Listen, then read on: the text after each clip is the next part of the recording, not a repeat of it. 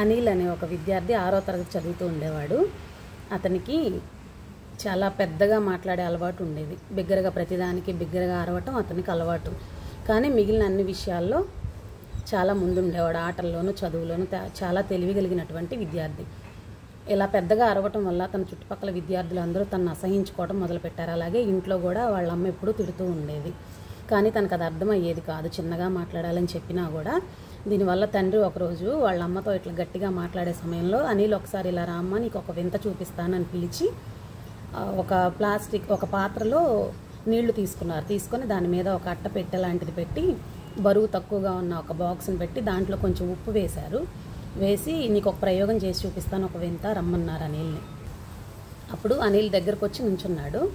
అప్పుడు తండ్రి ఏమన్నారంటే అనిల్ ఇలా దగ్గరికి రా గట్టిగా అరిచారు. అరిచినప్పుడు ఆ ఉప్పు కణాలు పైకి ఎగరటాన్ని అనిల్ గమనించాడు. మరొకసారి ఇంకా కొంచెం బిగ్గరగా అరిచారు. అది ఇంకొంచెం పైకి ఎగరటం గమనించాడు అనిల్. భలే ఉంది నాన్న, ఇది చాలా వింతగా ఉంది, ఎలా జరిగింది ఇది? మీరు మాట్లాడితే ఉప్పు ఎగురుతుందా, పాత్రలు కదులుతున్నాయి అని అడిగాడు. అప్పుడు దానికి సమాధానంగా అతని తండ్రి అవును నాన్న, మన నోటి నుంచి వచ్చేటువంటి శబ్ద తరంగాలు ఇతర వస్తువుల్ని కదిలించేటువంటి శక్తిని కలిగి ఉంటాయి.